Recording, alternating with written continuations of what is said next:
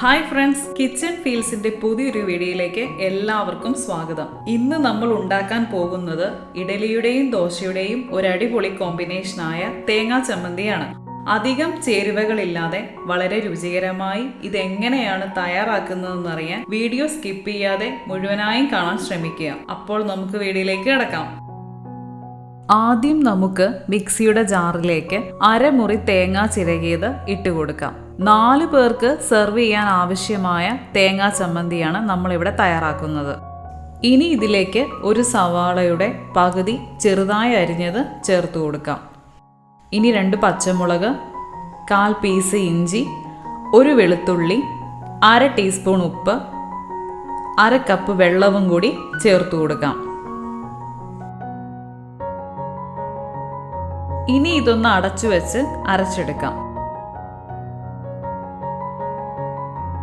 കൂടുതലായി അരച്ച് പേസ്റ്റ് രൂപത്തിലാക്കാതെ അല്പം തരിയോടുകൂടി ഇതുപോലെ അരച്ചെടുക്കാൻ ശ്രദ്ധിക്കണം. അടുത്തതായി സ്റ്റൗവിലേക്ക് ഒരു പാൻ വെച്ച് നമ്മൾ അരച്ചെടുത്തത് ഒന്ന് ഒഴിച്ചു കൊടുക്കാം. ഇനി ഈ ജാറിലേക്ക് 1/4 കപ്പ് വെള്ളം ഒഴിച്ച് ഇതിലേക്ക് ചേർത്ത് ലോ ഫ്ലെയിമിൽ 1 മിനിറ്റോളം ഒന്ന് ചൂടാക്കിയെടുക്കാം. ചമ്മന്തിക്കൊരു പ്രത്യേക സ്വാദ് കിട്ടുവാനായിട്ടാണ് നമ്മളിങ്ങനെ ചെയ്യുന്നത്.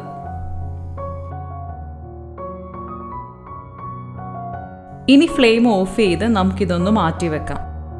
അടുത്തതായി ചമ്മന്തിക്ക് ആവശ്യമായ കടുക് വറുത്തെടുക്കാം. അതിനായി 1.5 ടീസ്പൂൺ കുക്കിംഗ് ഓയിൽ ഒഴിച്ച് മീഡിയം ഫ്ലെയിമിൽ ഒന്ന് ചൂടാക്കിയെടുക്കാം.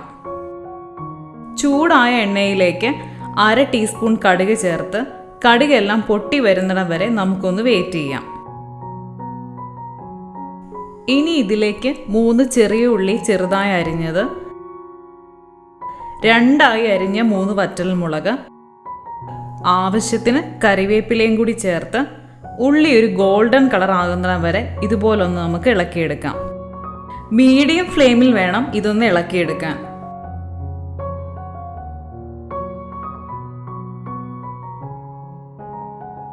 ഉള്ളി ഇപ്പോൾ ഗോൾഡൻ കളറായി വന്നിട്ടുണ്ട്.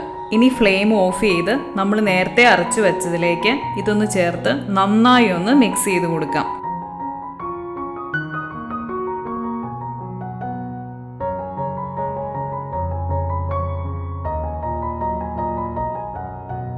വളരെ രുചിയേറിയ തേങ്ങാ ചമ്മന്തി ഇവിടെ തയ്യാറായിട്ടുണ്ട്.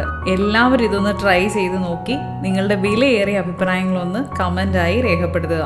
ഈ വീഡിയോ ഇഷ്ടമായാൽ എല്ലാവരും ഒന്ന് ലൈക്ക് ചെയ്യുക. ഇനി ഇതുപോലുള്ള കുക്കിംഗ് വീഡിയോസ് നോട്ടിഫിക്കേഷനായി ലഭിക്കുവാൻ കിച്ചൺ ഫീൽസിന്റെ ചാനലൊന്ന് സബ്സ്ക്രൈബ് ചെയ്ത് അടുത്തുള്ള ബെൽ ബട്ടൺ കൂടി ഒന്ന് എനേബിൾ ചെയ്യുക. അപ്പോൾ അടുത്ത വീഡിയോയിൽ വീണ്ടും കാണാം. എല്ലാവർക്കും ശുഭദിനം.